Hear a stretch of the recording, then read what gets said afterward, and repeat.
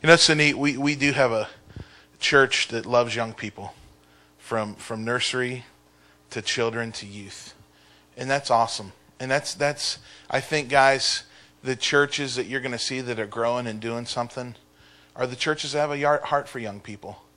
You know, this morning Pastor Dan said that he really wanted me to share my heart. A lot of people don't really know me, and wanted to give the people a chance to get to know me this morning. So I'm going to start off sharing a little bit about myself, if that's okay. I was born in 1967. Great year. Still a young guy. Yeah, you are, Ron says. Pretty neat story. My parents were both... Your name? Some people may not know your name. Oh, I'm sorry. My name's Jeff, Yale.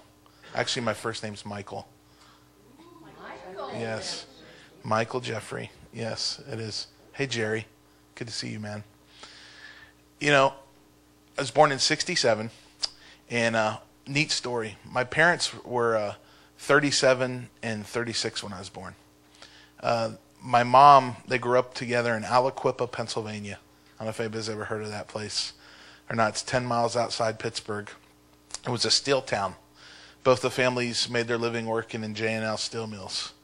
All my uncles worked there. Both my grandfathers worked there. And my mom was gorgeous. I mean, she was just, her senior year, the town photographer put her picture in his window. And my dad was a player. You know, my mom just loved him, but he was the type of, my dad was just a partier and stuff. And my mom never pursued him because of the way he was and stuff. But years went by. My dad wound up getting married, and had went to Duke University and graduated in civil engineering. And my mom never got married. And she was talking with her friends one time and said, "Hey, you remember Mike Yalaka," which was actually our last name. It got changed. We're from a Serbian Greek Orthodox background.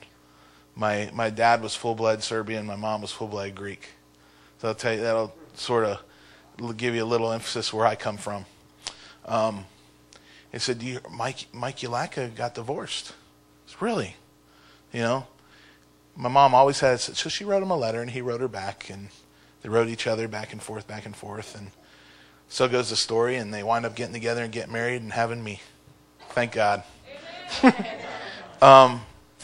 But I grew up, you know, it wasn't a Christian home.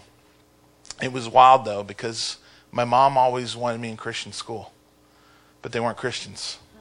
And to this day, I still cannot explain that to you, except it was the sovereign move of God.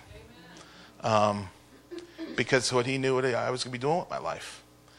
Generations past, many, many years ago, on my mom's side, they were all priests over in Greece.